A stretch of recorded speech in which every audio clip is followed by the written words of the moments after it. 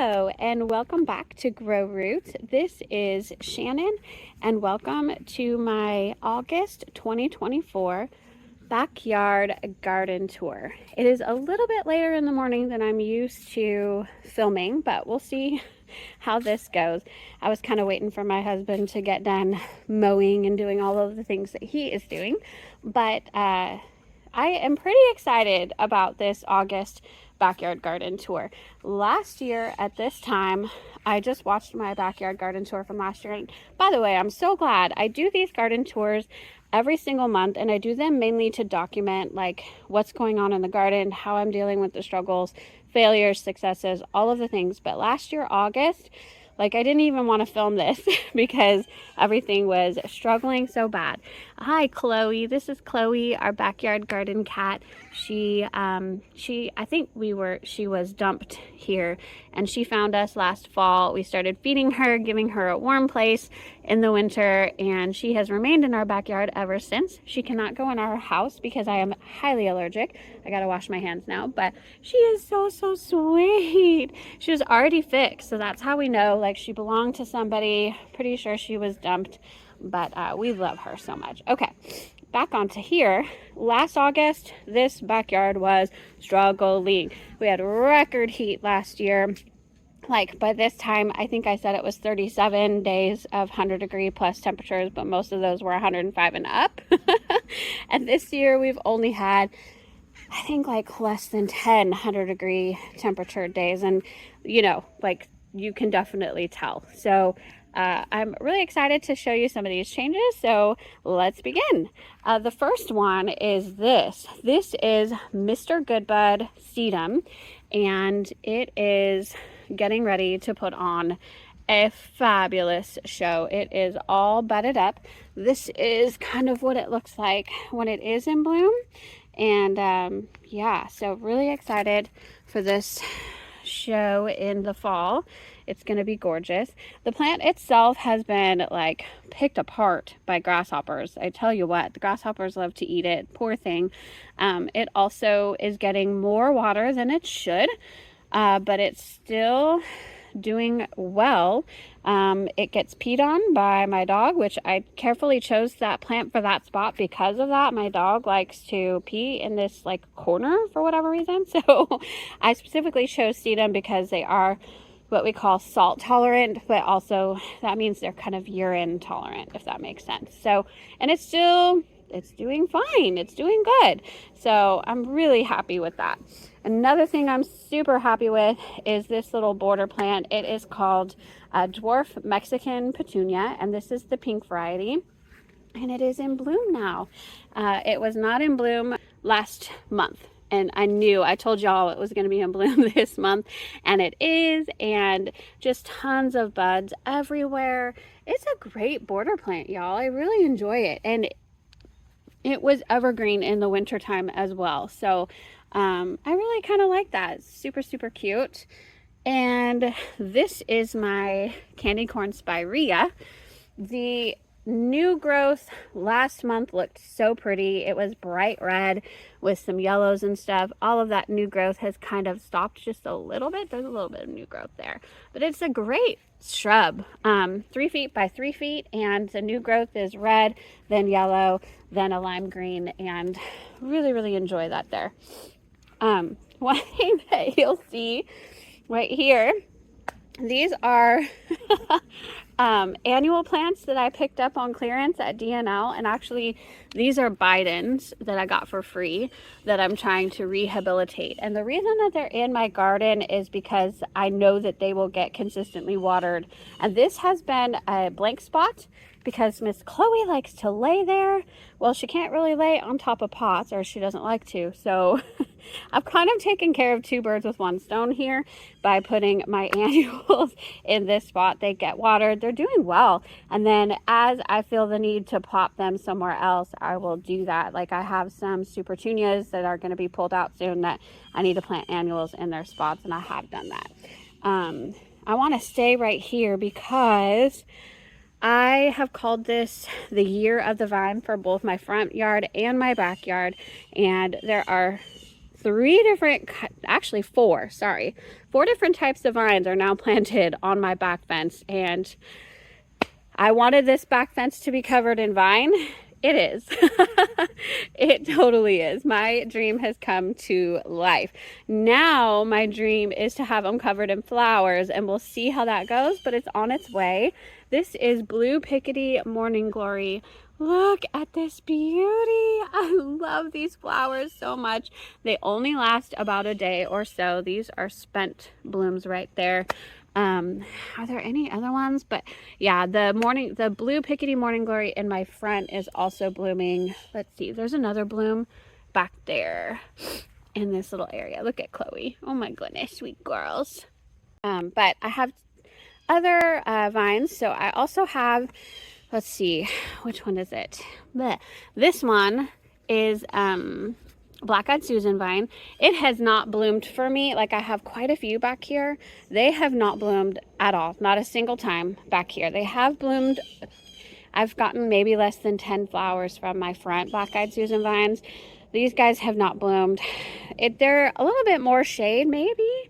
They do get 6 hours of full sun. Don't get me wrong. This is the morning time, but they do get 6 full hours of sun. That shouldn't be the reason they're not blooming. I just don't know. And then I also have that monster is purple hyacinth bean vine, and I do not have blooms on it yet. A lot of other North Texans are seeing blooms on their purple hyacinth bean. One other in my neighborhood that's growing is getting blooms on hers as well, but I haven't seen the blooms yet. We'll see. I've got purple hyacinth bean everywhere. I am destined to get blooms, right? I hope. It's 6 hours of sun. That should be enough, right? Okay, we'll find out. And then I also have jasmine planted there as well. And then I have some native vines that are, of course, taking over there. They're like, "Ooh, okay, let's get on it." And I can't really get after them because I don't want to kill the other vines. So they're all mingled together. I just now noticed another morning glory. Oh, so pretty. So I also have native morning glory that I'm allowing to grow. It started growing here, and so I put a shepherd's hook here, and it grew up the shepherd's hook. I did have a pot that was hanging, but as of late, the pot keeps falling off. I have no idea how. Are the raccoons getting it? We do have raccoons back here. Are the raccoons knocking it off? I have no idea what's happening. So I took the hanging planter down. I just got tired of it falling. It was falling in this area and nothing could grow there. And I was afraid it was going to ruin the blooms on the sedum. So I just took it down. I'm just letting this is native morning glory taking over, and I might regret this. I'm already kind of regretting it, but it does have some beautiful blooms. Let me see if I could get you guys the top of this right now. Look at it. There's just blooms everywhere. It's so pretty, y'all. And I like the vine itself. And there's more of it. There's where the wild one is. Can you see back there? But what's happening is it's coming down now, and it's trying to take over this whole garden right here. So I have to really stay on top of it. I don't want it to take over any of my other plants, and I want to keep it here. It also sends up shoots, so I'll have morning glory shoots coming up sporadically. That part's not as bad, but as the parts that are trying to come down and just tangle all of this and take over. So anyway, got to stay on top of that, and I hope I don't have morning glory popping up absolutely everywhere from this seeding itself. I think that's what's going to happen, y'all. But next year I may have lots of morning glory seedlings that I'm trying to pull up out of this garden. So I may regret that. But alas, it is gorgeous, and I do want to appreciate the native vine here. The birds love it. I have seen hummingbirds here. I've seen butterflies here, bees here. They absolutely love this. So we're gonna stick with it. And you can see, oh, look at the blue pop of that morning glory there. Okay, let's move on. I do have another couple annuals right there. That's Scaevola. It's not doing very well, but it was clearanced, so that's fine. I still have a little bit of Sweet William bloom here. They don't like this time of year. They don't love this heat, so you'll see this. And this is also its second year, so it's probably going to die off fairly soon because it is biennial. Let's see, right here I have Coreopsis, and it is not currently blooming, so it is maybe a little too hot for it. I had a volunteer Cosmo, orange Cosmo there. It is not currently blooming. And then what you see right there, that is a little lime hydrangea. This is only its first season in the ground, and it has struggled a little bit in the 100-degree plus heat that we've had. Even though it's only been like less than 10 days, it's still a lot for it, but it's surviving. Look at Miss Chloe, she's like, pet me please. So I think it'll do fine, especially since I've got the shade of the morning glory. I've got zinnias growing back here. These are cactus mix zinnias. I'll get to those in a minute, but they're kind of taking over this area and kind of shading that as well. So they're doing, I think the little lime will do fine.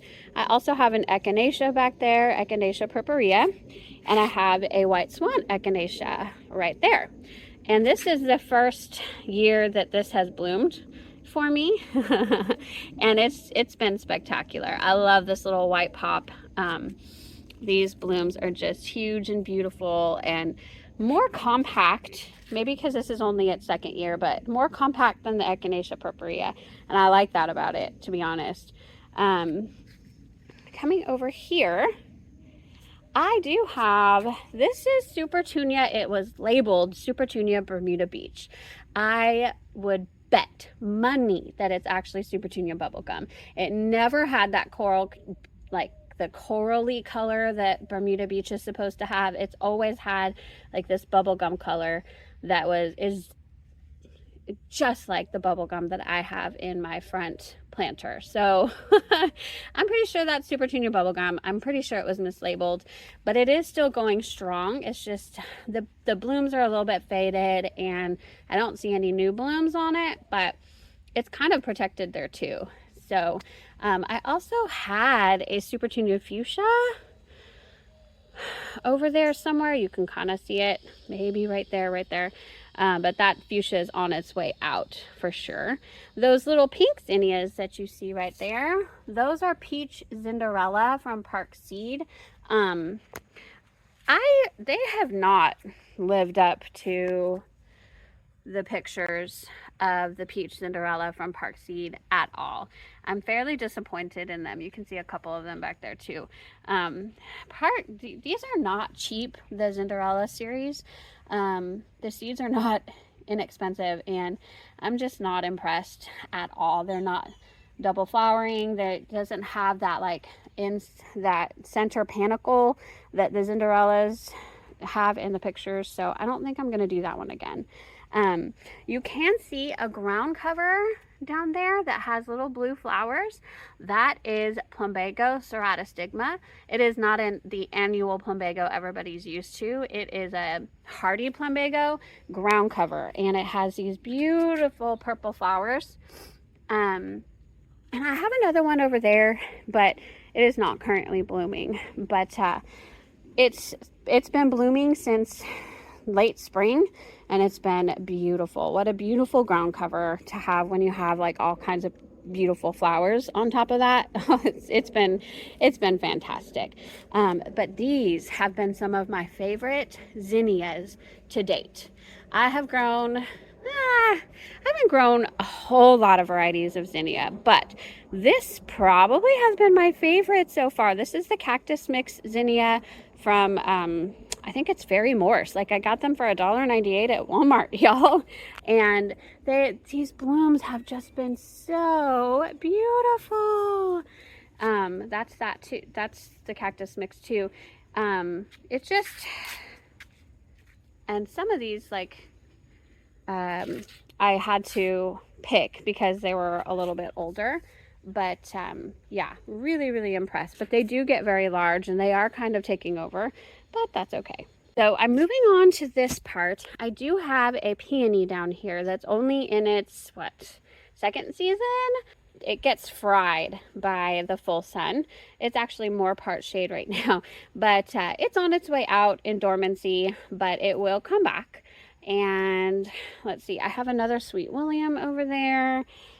And then moving on over here, I do have an Echinacea purpurea that's kind of coming into my containers. Oh, here's another one of those cactus mix. Wow, so pretty. These cactus mix zinnias are just kind of flopping everywhere. They're crazy. And then you can kind of see the crazy vigor of the purple hyacinth bean vine here as well. I think there's 3 of them growing here. 1, 2, 3 potentially.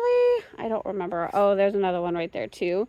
It's pretty crazy, y'all. It will take over, but it is beautiful. I do love it. Let's see if I can pick up these Echinacea that flopped.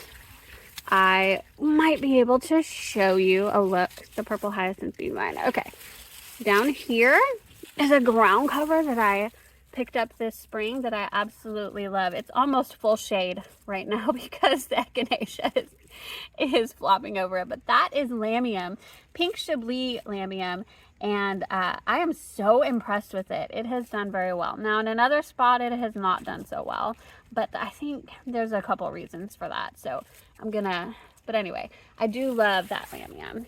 And then right here is my Sapphire Indigo Clematis, right? Let me see. Yes, Sapphire Indigo Clematis. I came back from vacation and there were 6 blooms on this in the heat of summer. And then I also have 1, 2, 3, at least 3 more blooms coming, maybe more. So, and something smells really good over here. I just noticed this actually. That might be my Texas sage that's in bloom. It smells really good. I didn't notice that. It smells almost like a honeysuckle. It could be my strawberry blooms as well. So you'll see this. I'm going to do a container garden tour. Here's a little sneak peek. But yeah, I won't talk about my containers because it will just take too long. So I have a separate container garden tour now. But if you want to see those, stay tuned for that. But going back, I do have a bloom down there. The indigo sapphire is blooming down there. It's a beautiful clematis. First year in the ground, and I think it's doing fantastic. Let's see. I had a pink Chablis Lamium there as well, and it didn't die. It's still there. If you can see it right there, it's still there, but it just has not done well, and I think it was an irrigation issue.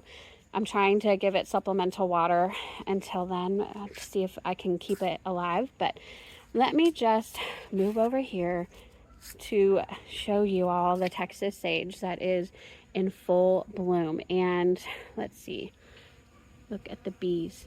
I don't know if you can hear the buzzing, but there is a buzz that fills the air right here. And the bees are all over this Texas sage. The interesting part about this being in bloom right now, in full bloom, we do not have rain in the forecast at all, but these have been known to be what they call barometer plants.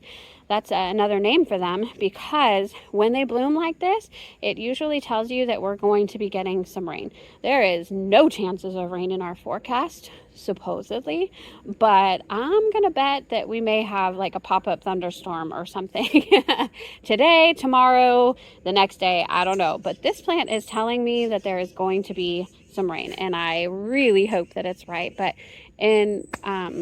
I'm still super, super thankful for it being in bloom, because it is absolutely beautiful, and the bees love it. I don't know if you can see them. They're just little ones. They're little honeybees. Do you see that little honeybee?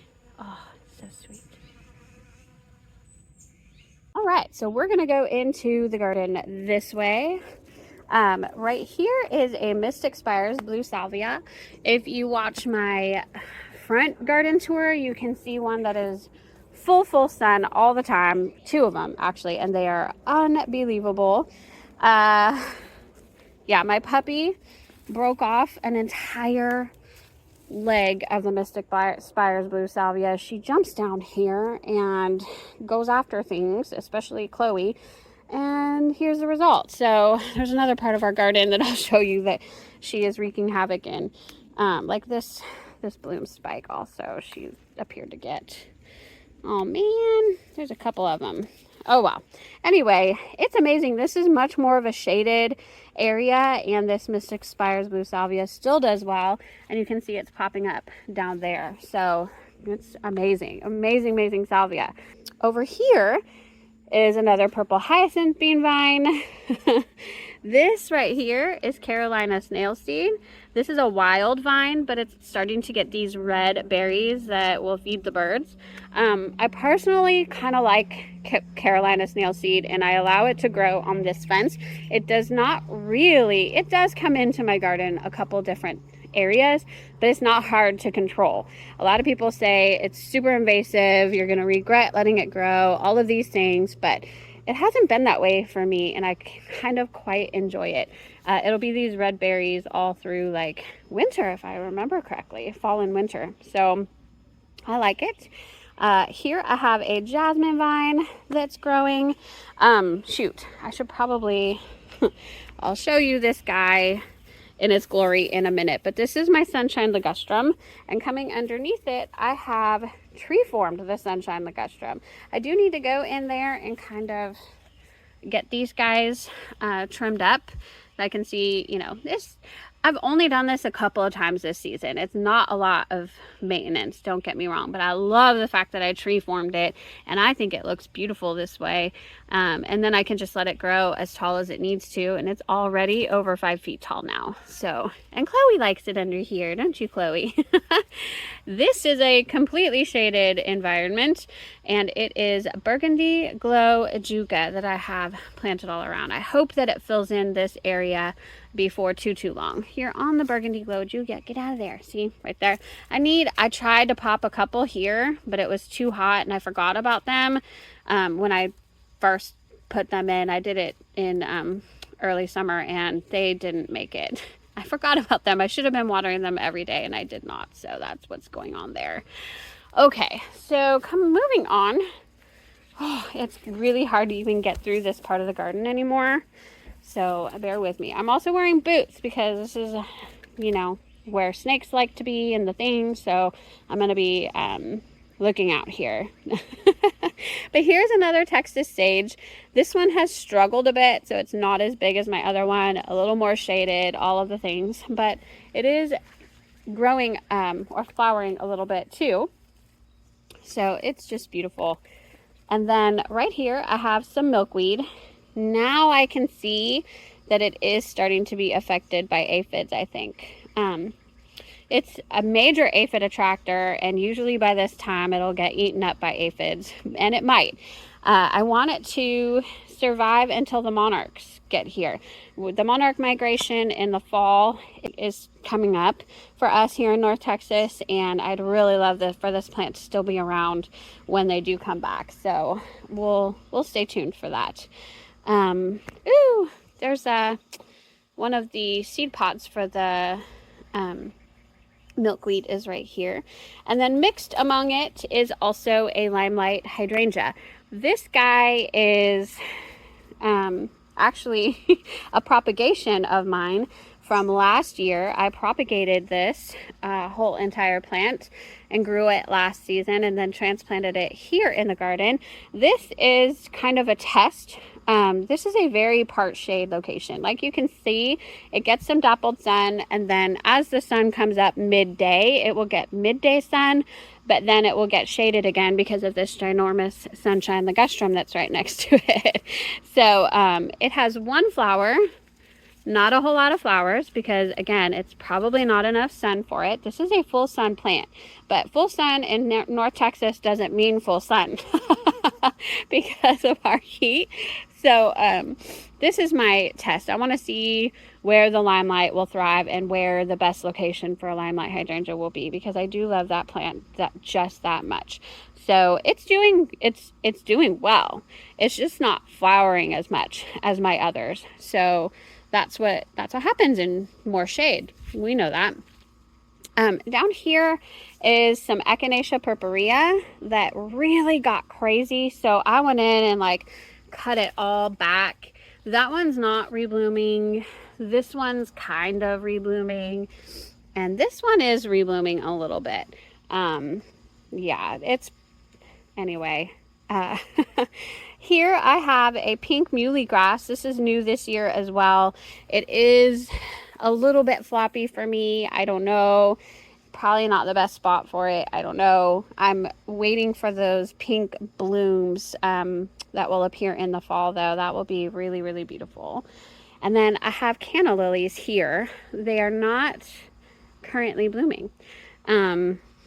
Just is what it is. They were blooming earlier in the season, but this right here is one of the visions I had, and it did not come to fruition last year. I have this trellis, and I'll show you in just a minute when I get closer, but I had a vision of vines just completely over this trellis and have not really been able to find the right vine to grow there, but I will tell you, purple hyacinth bean vine is the vine to grow on this. And I'll show you a better view later, but I'm so happy about that. Let me just move in to this part of the garden and you'll get a better view. Again, like Gummy is kind of been back here and messed things up a little bit. This canna lily is all down. Oh, goodness gracious. Wow, she really is messing things up. Okay, so this right here is a Midnight Marvel hibiscus. It was blooming yesterday. Not blooming right now. The blooms only last a day. Here's the purple hyacinth bean vine. I need to get that up here. Sorry, everybody. Okay, so here's a better shot.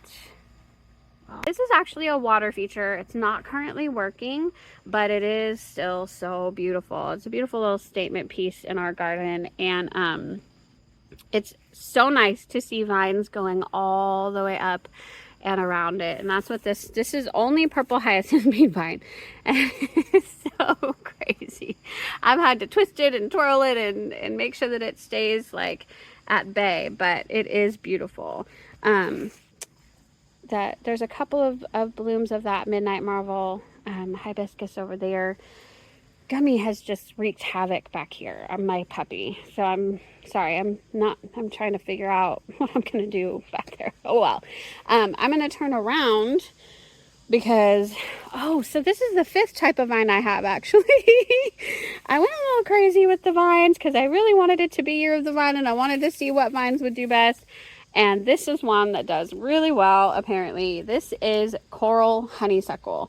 It hasn't bloomed super well for me. It did bloom earlier this season in the springtime, and this is its first year in the ground. This was only planted last fall, and it was oh, Chloe, you're gonna get stuck. I have, oh, a butterfly just flew right past me. You are gonna get stuck. Get out of there.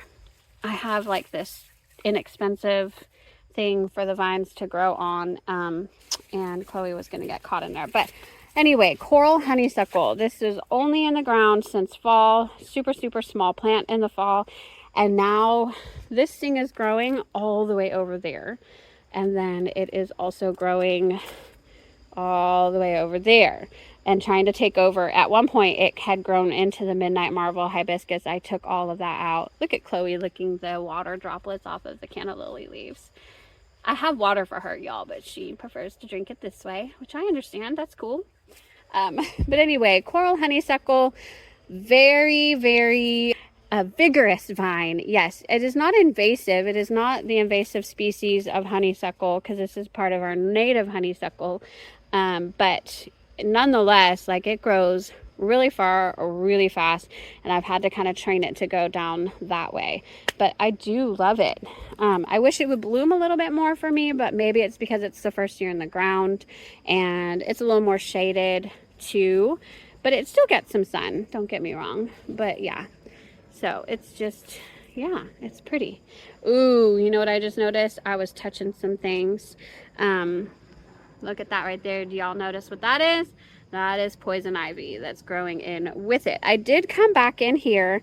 There was some poison ivy plants growing right here actually, and I cut them down to about 1 inch above soil, and then I sprayed it with a poison ivy killer, and that took care of it. And it did not hurt the midnight marvel hibiscus, by the way. It was very selective spraying, just right there on the little 1 inch that was sticking up above the ground. That's all that got sprayed. So it did work, but apparently I missed, where is it coming up from? I think it's got to be coming, it is. It's coming up from the creek area. It's not really a whole lot I can do there, but I don't like that. I don't like that there's poison ivy right there. It just is what it is. Okay, so I'm gonna get up there and show you what's going on up there in just a moment. Okay, so here is the view of the garden area that I was just in. I hope y'all can see that because the sun is kind of in, and for me, for my naked eyes, it's hard for me to see over there, but this trellis covered by the purple hyacinth bean vine, this is what my vision was, and I'm so glad it has happened, and I can't wait to see it in bloom. I hope it blooms. Again, I tell you, it is 6 hours of sun, especially there. So it really should bloom for me there. And then it's got the cannas on the bottom. Yes, I have a container there. I have some there, but again, stay tuned for my container garden tours. This, with the sun, the way that it is, I may need to film this at a different time. Let's see if I can get it to where... There we go. That's actually a really good view. But this is Tangerine Beauty Crossvine. Do y'all see that butterfly right there on the zinnia? How beautiful is that? It's a Gulf Fritillary butterfly. So pretty. But Tangerine Beauty Crossvine, this is only its second season in the ground, and it is just absolutely beautiful. It looks like it is glowing right there with the sun behind it. And I'm so happy with it. It just got done with a second or third flush of blooms for me. We got really, really, really nice temperatures about a week ago. The last week of July, it was in the 80s here, and then getting down into the low 70s for lows. Like, it's crazy.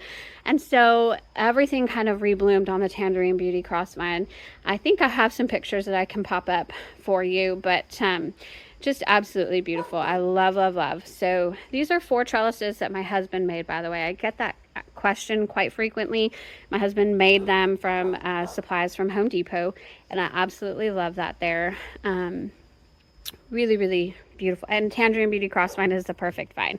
I'm going to talk about my containers in the container garden tour, but obviously you see some zinnias there.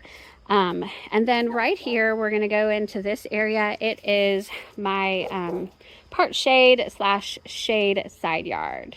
Okay, so I hope that the lighting is okay for y'all to see, but this is a part shade area of my garden, and this part I'm not super happy with. I'm going to have to replant some things here, but it is what it is. And so right here, you'll see some canna lilies and some more volunteer canna lilies coming up there that I didn't want to come up there.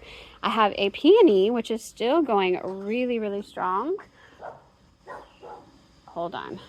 Okay, and then all of this that you see growing right here, that's actually wild. It's a yellow passion vine, and I am allowing it to grow because it is a host plant for the Gulf Fritillary butterflies.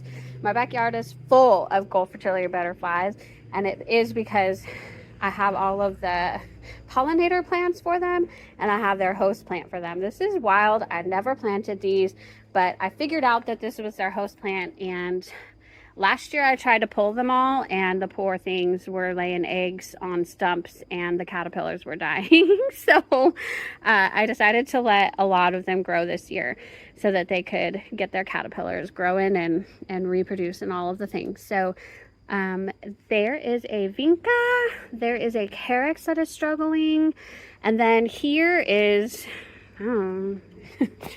So gummy comes down here and destroys the plants right here. And this is why I'm not happy with this area.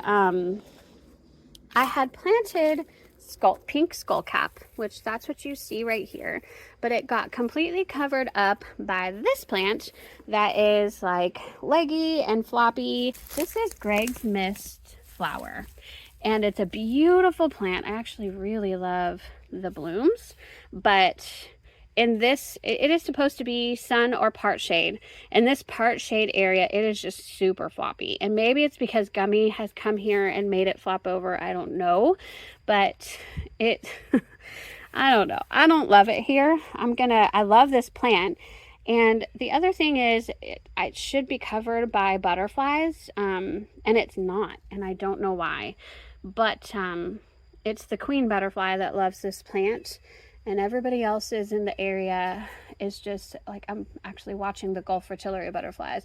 My backyard is Gulf fritillary butterflies and tiger swallowtails. So those are the butterflies that I see, along with some other different varieties. But I haven't seen queen butterflies. Maybe they're not in my specific area, but that's who loves this plant. That's who I was hoping to attract with this plant, and it hasn't happened yet. And then to have it be so floppy in this area, I'm just not super happy with it. I have some, I guess it's Purple Heart, Wandering Jew here. Again, Gummy is just, she will run back and forth in this area and just trample these things. It's so frustrating. But alas, that's what having a dog is, I guess. I have a daylily here. I have an amaryllis growing back here. And right over here is a rose mallow that is being skeletonized by grasshoppers. I can't get rid of them. I've sprayed it. It was this way last year too. And if that's, it's just gonna have to be, like, the grasshoppers are just crazy, especially this year. I have a ground cover that's growing right there. It's a variegated Vinca major that I grew from cuttings from my front yard. And then starting right here, you can see is the shade garden. So we are shaded by a crepe myrtle that is my neighbor's coming up over the fence that we need to trim because it's hitting our window, it's hitting our roof. But yeah, we'll do that. But I have a row of endless summer hydrangeas here. There are 6 of them, and they're actually doing okay. We had a drip irrigation problem, and all of the blooms kind of fried when that happened. But we have 6 since fixed that problem, and they're doing just fine. Now, I have planted some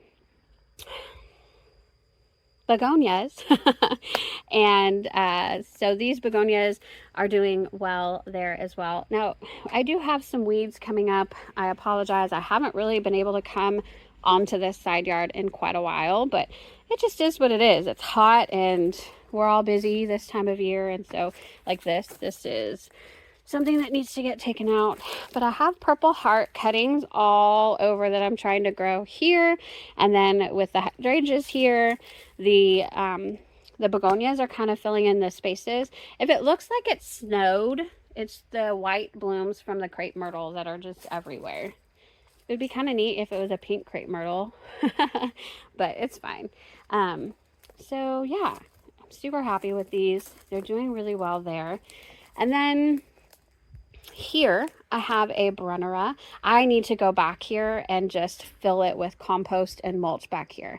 This area, like, there's a lot of runoff here, and so you can see it just doesn't look great. But yes, I'm about to do some compost and some mulch back here. I realize that it needs it desperately, but I have a goodness, which one is this?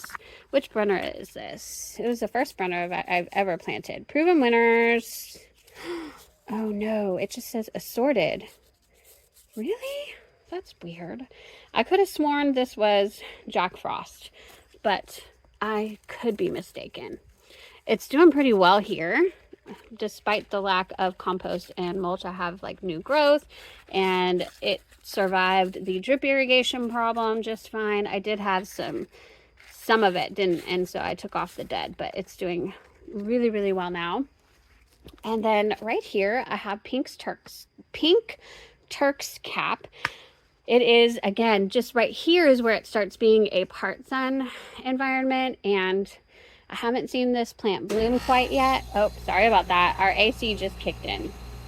Okay, I waited until my HVAC turned off because it is right back here. So anyway, pink Turk's cap, mine has not bloomed yet. It took forever to come back from dormancy. It was planted just this fall. So first year in the ground, possibly why. Part shade environment, that's also possibly why. Now this is midday sun though. Can you see the light right there? That is about to peer over. It's 10 o'clock right now, and I think I calculated this area gets sun from about 10 a.m. to 2 p.m. So midday sun. That's why I have the plants that I have there. They can't be shade plants necessarily, although I am trying a couple, we'll see.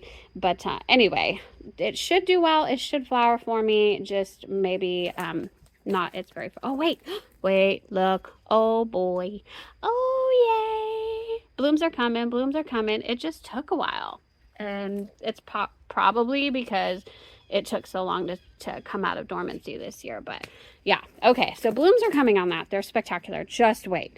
I have a daylily here, not currently blooming. I have some begonias there. Now this guy is struggling. It is a plant I got. I realize I probably should have given it supplemental water, and I can't reach back here easily to water it. But this is lamium, and yeah, it may be too far gone. We'll have to see. I'm gonna give it some water and see what happens. This is dwarf Alice in Wonderland oak leaf hydrangea. It did have, here's the thing, I struggled with a fungal thing earlier in the season, and this thing did not bloom for me this year. First year in the ground, planted in the fall. One of two things happened. I think the nursery had pruned it back way too hard, and so they had pruned my blooms, or it was a fungal infection. So what I had done is I treated it with a fungicide. Captain Jack's, I sprayed it a couple times, like 7 days apart. But then also what I did is I changed the irrigation. This used to be a sprinkler irrigation, like overhead water, which is not really good for oak leaves. I changed it to drip irrigation, and all of those things have been effective because all of this new growth is perfect. No fungal infection. We are done with the fungal infection. I'm so happy, and I love it. I absolutely love this plant. And then I have another lamium that I got on clearance. That one is Orchid Frost lamium. I have a kaleidoscope abelia that does not love this spot. I'm going to take it out in the fall and transplant it somewhere else. And then I have Mexican petunia that, again, first year in the ground, planted in the fall. I realize I need to mulch for sure, but these guys are supposed to be super heat tolerant, drought tolerant, all of the things. And I haven't seen it bloom yet. It took, again, forever to break dormancy, probably because it was a brand new baby plant that was in there, but it's doing okay. And then I have volunteer canna lilies growing over there. So that completes the side yard. I just wanted to point out too, the reason that I call that part sun. This is the 4 hours of sun that part of the garden bed gets. This part again gets all shade or dappled. Like you can see, it's a little bit dappled. And then this area is getting ready to be in the sun for about 4 hours as well. So there you have it. So that concludes the August 2024 backyard garden tour. I'm going to give y'all a little bit of a sneak peek of the containers while I do my conclusion. But I just want to thank each and every one of you for joining me today, for walking through the garden. I'm so happy with how it looks right now. Not everything's perfect, I get it.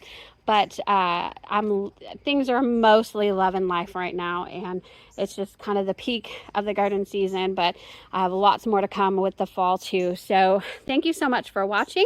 I hope you'll subscribe if you like what you saw today. Don't forget to check out my container garden tour and also watch my front garden tour, which already should be posted. Have a fantastic day, everybody. Goodbye.